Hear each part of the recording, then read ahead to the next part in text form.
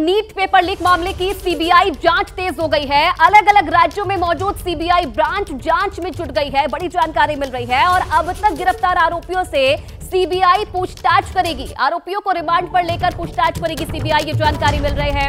और एनटीए के अधिकारी से भी सवाल हो सकते हैं। नया केस भी दर्ज कर सकती है सीबीआई, ये बड़ी जानकारी मिल रही है। बड़ा अपडेट नीट पेपर लीक को लेकर जो एक्शन में है, अब सीबीआई नजर आ रही है। अलग अलग राज्यों में मौजूद है सीबीआई ब्रांच और जांच में जुटी हुई है। अब तक गिरफ्तार आरोपियों से पूछताछ करेगी सीबीआई, ये जानकारी मिल रही है। और आरोपियों को रिमांड पर लेकर उनसे पूछताछ की जा सकती है। इसी के साथ साथ जो एनटीए के अधिकारी हैं उनसे भी सवाल जवाब सीबीआई की तरफ से किए जा सकते हैं। इसी के साथ नया अपडेट ये भी मिल रहा है कि नया केस भी दर्ज करा सकती है सीबीआई। और वरुण जैन इस खबर पर और ज्यादा जानकारी के लिए हमारे साथ जुड़े हैं। वरुण, सीबीआई को जिस तरीके से जांच दी गई उसके बाद काफी तेज एक्शन इस पूरे मामले पर नजर आ रहा है। अपडेट क्या मिल रहा है, किस तरीके से जांच कर रही है सीबीआई? देखिए, बिल्कुल जो सीबीआई के सूत्रों से जानकारी मिली है, बिल्कुल प्रोएक्टिव होकर सीबीआई इस पर काम कर रही है। इनफैक्ट दिल्ली देश के जो अलग अलग राज्यों में सीबीआई की टीम है, उन्होंने इस पूरे मामले पर एनटीए को लेकर जो ये धांधली सामने आई है उसको लेकर काम करना शुरू कर दिया है। इनपुट्स इकट्ठा करना शुरू कर दिए हैं। जो सीबीआई के सूत्र इस बात की जानकारी दे रहे हैं कि जो बिहार में जो गिरफ्तार आरोपी है उनसे भी जल्द पूछताछ की जा सकती है। इतना ही नहीं, एनटीए में जो ऑफिसर्स है जो इस पूरे एग्जामिनेशन को कंडक्ट करते हैं, जो रिस्पॉन्सिबल पर्सन है, उनकी भी जो लिस्ट है वो सीबीआई हासिल कर रही है। उनसे भी पूरे प्रोसेस है उसको लेकर पूछताछ की जा सकती है। तो कहीं ना कहीं सीबीआई ने प्रोएक्टिव तरीके से काम करते हुए अपने सभी जो यूनिट्स है उनको इसके लिए एक्टिव कर दिया है और जल्द ही इसमें एफआईआर दर्ज हो जाएगी। जी ठीक है वरुण, बहुत धन्यवाद आपका तमाम जानकारी देने के लिए। तो सीबीआई की जांच तेज हो गई है और भी बड़े नए खुलासे हो सकते हैं। नीट पेपर लीक मामले में एक और बड़ी खबर ये आ रही है कि आरोपी अमित आनंद के पटना फ्लैट से पुलिस को कई एटीएम, पासबुक और चेक मिले हैं। PAN card, Aadhaar card, school certificate, driving licence, admit card समेत कई और दस्तावेज भी मिले हैं। ये बड़ी जानकारी मिल रही है। कई जो दस्तावेज हैं वो मिले हैं पुलिस को आरोपी अमित आनंद के फ्लैट से, जो कि पटना में है। और पुलिस को कई जो एटीएम है, पासबुक है, चेक है, पैन कार्ड है, आधार कार्ड है, स्कूल के सर्टिफिकेट्स है, ड्राइविंग लाइसेंस है लोगों के, एडमिट कार्ड है, तमाम जो दस्तावेज है वो मिले हैं। और पटना से शशांक इस खबर पर और ज्यादा जानकारी हमें देंगे। पटना में किस तरीके से शशांक इस वक्त कार्रवाई चल रही है पुलिस की?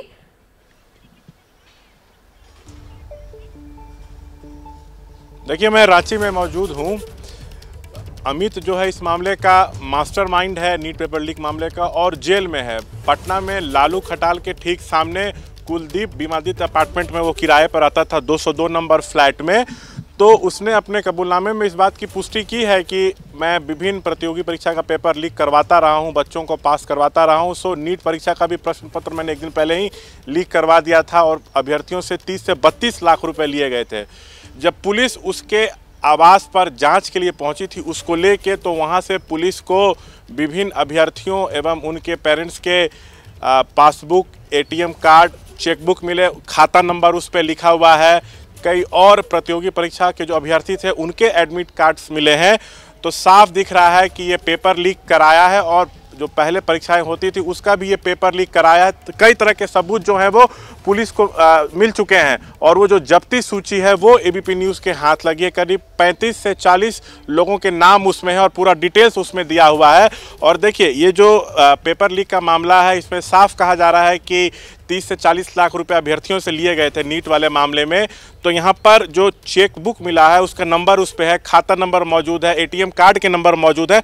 तो जांच जो है वो जारी है, वो पता चल जाएगा कि कितने रुपए जो है वो दिए गए थे। और देखिए, किसका है उसका भी नाम उस सूची में लिखा हुआ है। तो एबीपी न्यूज़ के हाथ एक बड़े सबूत जो है यहाँ पे लगा है। जी शशांक, क्या कितने लोग आप बता रहे हैं जिनके जो एडमिट कार्ड है वो मिले हैं, और क्या इन सबका जो रिलेशन है वो नीट से है? क्या वो रिलेट करते हैं नीट से? और क्या अब आगे आने वाले समय में जिन लोगों के एडमिट कार्ड मिले हैं उनसे भी जांच की जा सकती है, उनसे भी पूछताछ की जा सकती है? इसमें ज़्यादातर नीट अभ्यर्थी हैं और उनके पेरेंट्स हैं। इन लोगों की खोजबीन की जा रही है और उनसे पूछताछ होगी। देखिए, पुलिस को ये पता है कि मोटी रकम इन माफियाओं ने ली थी, तो एटीएम कार्ड यहाँ पे बरामद किया गया है, पासबुक बरामद किया गया है, चेक बुक मिला है। तो इससे कई तरह की जानकारी जो है वो पुलिस को लग जाएगी और 35 से 40 लोगों के नाम हैं। तो मानिए कि जांच और अब तेज होने वाली है और ये भी समझिए कि कई और लोग जो हैं इस मामले में पकड़े जाएंगे। नीट यूजी परीक्षा में धांधली पर एक्शन लगातार जारी है। पेपर लीक का झारखंड कनेक्शन सामने आने के बाद बिहार पुलिस की ईओयू भी एक्शन मोड में है। ईओयू ने देवघर से 6 आरोपियों की गिरफ्तारी की है, जिनसे पूछताछ जारी है और सूत्रों के मुताबिक आरोपी पूछताछ में या तो परस्पर विरोधी बयान दे रहे हैं या फिर बार बार अपना बयान बदल रहे हैं और लिहाजा पुलिस अब नार्को टेस्ट और ब्रेन मैपिंग के लिए कोर्ट से इजाजत मांग सकती है। ये सभी बिहार के नालंदा के रहने वाले हैं, जिन्हें झारखंड के देवघर से जुन्नू सिंह के मकान से पकड़ा गया है। बताया ये जा रहा है कि सभी आरोपी देवघर में मजदूर बनकर रह रहे थे। हालांकि इस पूछताछ में कई चौंकाने वाले खुलासे हुए हैं। आरोपी चिंटू पेपर लीक का वो किरदार है जिसके मोबाइल पर सबसे पहले व्हाट्सएप के जरिए क्वेश्चन पेपर आया था। अब ग्राफिक्स के जरिए आपको समझा देते हैं कि कैसे, देखिए कितने किरदार हैं इस पूरे मामले के। पेपर लीक के किरदार झारखंड से कैसे जो तार है वो जुड़े हैं। गिरफ्तार कितने आरोपी हुए हैं? 6 आरोपी गिरफ्तार हुए हैं। मामला नीट पेपर लीक से जुड़ा हुआ है। पेशी आज पटना में होनी है और माना जा रहा है कि जिस तरीके से बयान बदले जा रहे हैं उससे लेकर नार्को टेस्ट भी इन सभी आरोपियों का किया जा सकता है। यह बड़ी जानकारी। देखिए आरोपी पंकु, परमजीत, चिंटू, काजू, राजीव कुमार क्या कबूला है कि पेपर लीक की बात इन्होंने कबूल की है कि इनकी संलिप्तता थी। कहां से इनकी गिरफ्तारी हुई है? देवघर झारखंड से इनकी गिरफ्तारी हुई है और अब लगातार जो एक्शन है वो तेज होता जा रहा है। जिस तरीके से बयान लगातार बदले जा रहे हैं उसे लेकर अब ये जानकारी मिल रही है कि नार्को टेस्ट इनका किया जा सकता है, ब्रेन मैपिंग इनकी की जा सकती है और किस किस के तार इससे जुड़े हुए हैं ये जानने की कोशिश पुलिस की तरफ से की जाएगी। नीट यूजी में ग्रेस मार्क्स वाले 1563 कैंडिडेट आज दोबारा परीक्षा देंगे। ये परीक्षा आज दोपहर 2 बजे से शाम 5:20 तक 6 सेंटर्स पर होगी।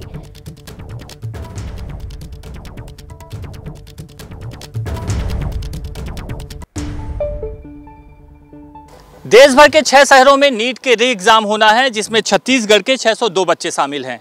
इसमें दंतेवाड़ा के 417 बच्चे एक बार फिर नीट का री एग्जाम देंगे और वहीं छत्तीसगढ़ के बालोद जिले के दल्ली राजारा, जहां मैं मौजूद हूं डीएवी स्कूल में, यहां पर 185 बच्चे नीट का री एग्ज़ाम देंगे। ये देखिए कि यहां पर जो है डीएवी जो स्कूल है, यहां पर जो सेंटर बनाया गया है री एग्ज़ाम के लिए, नीट के लिए, वहां पर व्यवस्थाएं जो है तैनात की जा रही है यहाँ पर। और ये देखिए क्या क्या नहीं लाना है ये भी यहाँ पर लिख दिया गया है कि ये एग्जामिनेशन में, कैमरा पर्सन से कहूँगा दिखाएं कि किसी भी तरह का ना mobile, calculator, watches, wallet, book, notebook, camera, goggle, किसी भी तरह की जो चीज़ें हैं वो एग्ज़ाम सेंटर के अंदर आप नहीं ले जा सकते। तो यहाँ पर पहले ही निर्देश लगा दिए गए हैं और सुबह 11 बजे से यहाँ पर छात्रों की एंट्री शुरू हो जाएगी और 2 बजे से एग्ज़ाम होना है। 2 बजे से 5:30 बजे तक एग्ज़ाम चलेगा। और यहाँ पर देख सकते हैं कि सुरक्षा के मद्देनज़र यहाँ पर अभी फ़िलहाल पुलिस व्यवस्था तो नहीं तैनात है, लेकिन प्राइवेट बाउंसर यहाँ पर बुलवाए गए हैं, जिसमें कुछ पुरुष और कुछ महिलाएं हैं। जो यहाँ पर छात्र आएंगे उनकी बाकायदा चेकिंग की जाएगी। और ये देख सकते हैं कि कुछ नोटिस बोर्ड में चीज़ें भी यहाँ पर चिपकाई जा रही हैं कि किन किन चीज़ों को यहाँ पर लाना निषेध है। लेकिन देखिए कि सवाल कैसे पैदा होते हैं कि इस नीट के री एग्ज़ाम में जो है अभी फ़िलहाल जो है जो ये दल्ली राजारा का नज़ारा है, यहाँ पर जो है प्राइवेट बाउंसर बुलाए गए हैं सुरक्षा के मद्देनज़र, लेकिन यहाँ पर पुलिस व्यवस्था किसी तरह की तैनात नहीं है। जबकि जो है ये एग्ज़ाम विवादों में रहा है नीट का। उसके बाद 1563 बच्चों के री एग्ज़ाम कराए जा रहे हैं। दंतेवाड़ा और बालोद 2 जो ज़िले हैं, यहाँ जो है सेंटर बनाया गया है। बालोद ज़िले में जो है देरी से एग्ज़ाम पेपर बटा था। पहले दूसरा जो क्वेश्चन पेपर है वो दे दिया गया था। उसके बाद बच्चों ने हंगामा किया कि ये दूसरा क्वेश्चन पेपर है। उसके बाद आधे घंटे के बाद जो है दूसरा पेपर दिया गया और छात्रों को कहा गया था कि उनके आधे घंटे का समय जो है एक्स्ट्रा दिया जाएगा। उसके बाद जब ये पूरा मामला विवादों में आया तो यहाँ भी जो है जो 185 बच्चे हैं जो इस री एग्ज़ाम में भाग लेंगे उनको ग्रेस मार्क दिए गए थे और उनका जो है एक बार नीट का फिर से री एग्ज़ाम इस सेंटर में किया जाएगा। कैमरा पर्सन होरी लाल के साथ जयप्रकाश त्रिपाठी, एबीपी न्यूज़, दल्ली राजारा। मध्य प्रदेश के इंदौर से इस वक्त बड़ी खबर मिल रही है कि बीजेपी नेता की गोली मारकर हत्या कर दी गई है। यह बड़ी जानकारी मिल रही है। इंदौर से बीजेपी नेता की गोली मारकर हत्या कर दी गई। युवा मोर्चा का नगर उपाध्यक्ष था मोनू, जिसकी गोली मारकर हत्या कर दी गई है। बड़ी जानकारी इंदौर से। कैलाश विजयवर्गीय का करीबी था मोनू, जिसकी हत्या कर दी गई है। तो एमपी के इंदौर से यह बड़ी खबर। बीजेपी नेता जिसकी गोली मारकर हत्या कर दी गई इंदौर में, बताया जा रहा है कि कैलाश विजयवर्गीय का ये करीबी था। युवा मोर्चा का नगर उपाध्यक्ष था मोनू, जिसकी गोली मारकर हत्या कर दी गई है। हालांकि पूरे मामले में जांच जारी है। तो मध्य प्रदेश का ये पूरा मामला, बीजेपी नेता की गोली मारकर यहां पर हत्या कर दी गई। इंदौर से ये खबर आ रही है। कैलाश विजयवर्गीय के करीबी मोनू कल्याणी की हत्या कर दी गई है। आपसी रंजिश बताई जा रही है कि आपसी रंजिश आशंका जताई जा रही है कि इसी के चलते मोनू की हत्या कर दी गई है। हालांकि अब पुलिस जांच कर रही है और आगे क्या और बातें सामने निकल कर आती है, देखने वाली बात है। और इस पूरे मामले में आरोपी पीयूष की जो तलाश है वो जारी है। आरोपी पीयूष और अर्जुन की तलाश इस वक्त पुलिस कर रही है। दिल्ली में जल संकट से त्राही त्राही है, लेकिन इस संकट का अभी तक कोई सलूशन नहीं निकल पाया है। और इस बीच दिल्ली की जल मंत्री आतिशी अनशन पर बैठी हुई है। आज उनके अनशन का तीसरा दिन है और इसी से जुड़ी हुई बड़ी खबर यह मिल रही है कि आज आम आदमी पार्टी के जो नेता हैं वो उपराज्यपाल से मुलाकात करेंगे। थोड़ी देर में सीएम आवास से आम आदमी पार्टी के नेता उपराज्यपाल से मिलने के लिए रवाना होंगे। आम आदमी पार्टी का यह आरोप है कि हिमाचल सरकार दिल्ली को पानी देने के लिए तैयार है, लेकिन हरियाणा सरकार इसमें अड़ंगा डाल रही है। और इसी को लेकर आम आदमी पार्टी का एक जो डेलीगेशन है वो उपराज्यपाल से मुलाकात करने के लिए थोड़ी देर बाद निकलेगा। तकरार लगातार जारी है। आज एलजी से मिलेंगे आम आदमी पार्टी के नेता, सीएम हाउस से राजभवन जाएंगे। और जो परेशानी सामने आ रही है कि दिल्ली की जनता तक आखिरकार जो पानी है वो क्यों नहीं पहुंच पा रहा है, इसे लेकर अपनी बात रखेंगे। वहीं दिल्ली की जो जल मंत्री हैं आतिशी, उनके अनशन का आज तीसरा दिन है। उनका भी ये कहना है कि जब तक दिल्ली वालों को वो पानी नहीं पहुंचा देती हैं तब तक उनका जो यह अनिश्चितकालीन धरना है वो ऐसे ही जारी रहेगा। तो फुल पॉलिटिक्स जल संकट पर लगातार जारी है, लेकिन जो समाधान है वो अब तक नहीं निकल पाया है। लगातार दिल्ली के कई इलाकों में इसी तरीके से जो कमी है वो सामने आ रही है। और चलिए ग्राउंड जीरो पर किस तरीके के हालात बने हुए हैं, मेरे दो सहयोगी इस वक्त हमारे साथ जुड़े हुए हैं। ब्रिजेश को आप तस्वीरों में देख रहे हैं और रिया भी हमारे साथ जुड़ी है। सबसे पहले रिया, आपका रुख करूंगी, कौन से इलाके में आप इस वक्त मौजूद हैं और जिस तरीके से सियासत इस पूरे मामले पर हो रही है, क्या जनता को कुछ राहत मिलती हुई नजर आ रही है या स्थिति जस की तस है? देखिए, इस वक्त हम दिल्ली के जंगपुरा में मौजूद हैं और देखिए आपको वो मंच नजर आएगा जिस मंच पर ये अनिश्चितकालीन अनशन चल रहा है। आज इसका तीसरा दिन है। हालांकि यहाँ पर गौर करने की एक बात ये भी है कि अभी मंत्री जो हैं आतिशी जी वो यहाँ पर नहीं आई हैं। आप देखिए, इसके साथ ही में आपको एक बिल्डिंग नजर आएगी। इस बिल्डिंग में इस वक्त वो मौजूद हैं, मंच पर अभी नहीं आई हैं, कुछ देर में वो आएंगी।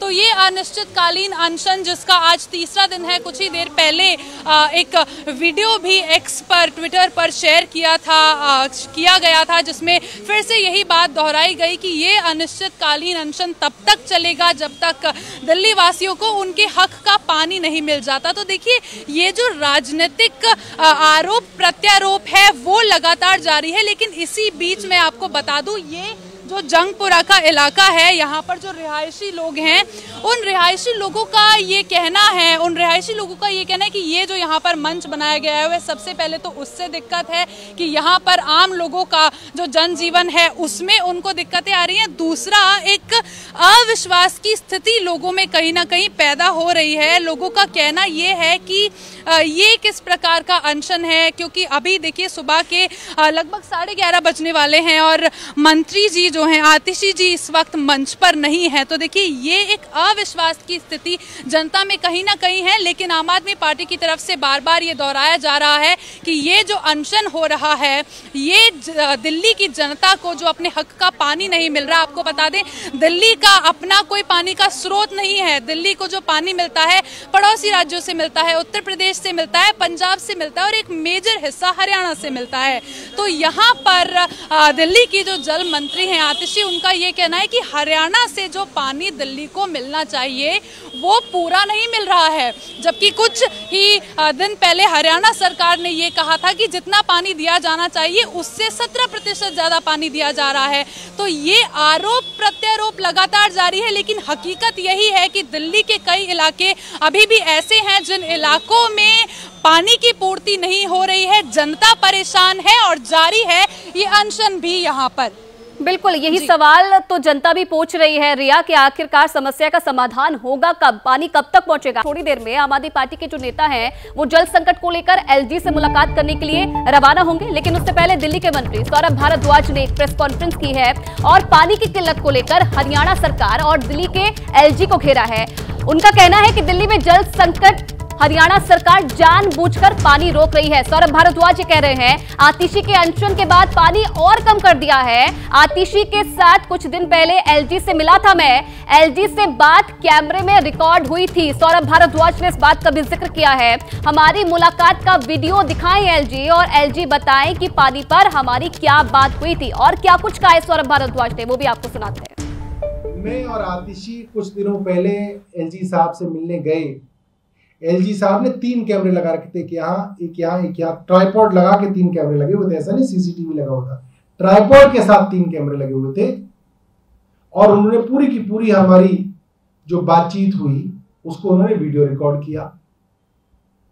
मैं ये मानता हूं कि अगर वो video recording LG house public कर दें तो पूरे देश को पता चल जाएगा कि दिल्ली वालों के हकों के लिए कौन खड़ा है और दिल्ली वालों के खिलाफ षड्यंत्र कौन कर रहा है, पूरा एक्सपोज हो जाएंगे। और कल जब भारतीय जनता पार्टी के सांसद एलजी साहब से मिले तो मैंने देखा कि उनसे पानी के बारे में चर्चा हुई। जाहिर सी बात है उन्होंने वो वीडियो रिकॉर्डिंग भी की होगी कि उन सांसदों ने क्या बात की। उन सांसदों से एलजी साहब की क्या बात हुई वो भी वो पब्लिक कर दे, सबको पता चल जाएगा। क्या क्या फर्क पड़ता है, हम क्या बोल रहे हैं ये भी पता चल जाएगा, एलजी साहब क्या बोल रहे हैं ये भी पता चल जाएगा, अफसर क्या बोल रहे हैं ये भी पता चल जाएगा, भारतीय जनता पार्टी के सांसद क्या कह रहे हैं ये भी पता चल जाएगा। तो देखिए आरोप प्रत्यारोप लगातार जारी है और ब्रिजेश भी हमारे साथ जुड़े हुए हैं। ब्रिजेश, सौरभ भारद्वाज को हमने सुना, उनका कहना है कि पहले हमने मुलाकात की थी एलजी से, पानी को लेकर बातचीत हुई है, लेकिन मुलाकात तो देखिए लगातार जारी है। कल बीजेपी ने भी मुलाकात की है, आज एक बार फिर से आम आदमी पार्टी का डेलीगेशन मुलाकात करने वाला है, लेकिन इन मुलाकातों का कोई समाधान तो निकल नहीं रहा है। क्या अब कितना माना जाए कि आज जो डेलीगेशन मुलाकात करने वाला है उसके बाद जो दिल्ली की जनता परेशानी झेल रही है उसका कुछ समाधान निकल सकता है? बिल्कुल, देखिए दिल्ली सरकार और आम आदमी पार्टी के जो नेता हैं वो लगातार आरोप ये लगा रहे हैं कि उनको हरियाणा से पर्याप्त मात्रा में पानी नहीं मिल रहा है। हालांकि इसके पहले कोर्ट ने भी आदेश दिया था इसके, लेकिन अभी भी दिल्ली वालों को हरियाणा से पानी प्रॉपर नहीं मिल पा रहा है जो हिमाचल से छोड़ा गया है। इस बात को लेकर कई बार मुलाकातें हुई और एक उसी का आज भी उसी कड़ी में एक कदम और आगे बढ़ रही है। दिल्ली सरकार और जो आम आदमी पार्टी के नेता हैं वो एलजी से मुलाकात करेंगे। 12:15 बजे का टाइम है, अब से कुछ देर बाद लोग पहुंचेंगे। हालांकि यहाँ की तैयारियां, जो सिक्योरिटी फोर्सेज हैं वो यहाँ पे पहले से मौजूद हैं। सिर्फ 10 लोगों को, जो डेलीगेशन है 10 लोग का, उन्हीं को यहाँ पर आने की इजाजत होगी। इसके बाहर जो एलजी हाउस का जो दूसरा गेट है वहां पे बैरियर लगा दिया गया है और कोई यहाँ पर नहीं पहुंच सकता है। मुलाकात होगी, मुलाकात के बाद जो लगातार ये दावा किया जा रहा है सौरभ भारद्वाज की तरफ से, दिलीप पांडे की तरफ से, कि उनको कहीं से सपोर्ट नहीं मिल रहा है और उसकी वजह से दिल्ली वाले परेशानी की पानी से जूझ रहे हैं। दिल्ली वालों को पानी की जो सप्लाई प्रॉपर तरीके से नहीं हो पा रही है। मुलाकात तो जरूर हो रही है लेकिन कोई सलूशन अभी तक निकलता हुआ नहीं दिख रहा है। एक दूसरे पे सिर्फ आरोप लगाया जा रहा है और नतीजा ये निकल रहा है कि दिल्ली वालों की स्थिति जो आज से 15-20 दिन पहले थी अभी भी वैसे ही बनी हुई है। टैंकर्स के जरिए भले ही पानी सप्लाई किया जाता है लेकिन स्थानीय लोग, इलाके के लोग, दिल्ली के लोग ये क्लेम कर रहे हैं कि अभी भी टैंकर 2-2 दिन, 3-3 दिन बाद उनके पास आता है। हालांकि दिल्ली सरकार लगातार यही बात कह रही है कि उनकी कोशिश पूरी है, वो नहीं चाहते कि दिल्ली वाले परेशान हो। दिल्ली के 28 लाख लोग का जो एक डाटा दिल्ली सरकार ने जारी किया था और कहा था कि 28 लाख लोग पानी से जूझ रहे हैं, परेशान हैं, उनका हल क्या निकलेगा? तो एक दूसरे पे आरोप लगा देना और निष्कर्ष के तौर पर नतीजा कुछ नहीं निकलना। उसी कड़ी में एक और आज मुलाकात होती है। देखते ये है कि 12:15 बजे के बाद जब मुलाकात खत्म होगी तो क्या कुछ इनको यहाँ पे आश्वासन मिलता है, क्या कुछ इनकी तरफ से कहा जाता है, और उसके बाद तस्वीर थोड़ी बहुत साफ हो पाएगी कि जिस बात को लेकर आज इन लोग की मुलाकात होने वाली है उसका कोई नया रास्ता निकलता है, नया कोई हल निकलता है। एलजी इसमें इंटरफेयर कितना करते हैं या उनकी तरफ से क्या कुछ कहा जाता है, इसका हमें भी इंतजार है और उसके बाद ही तस्वीर पूरी तरीके से साफ हो पाएगी।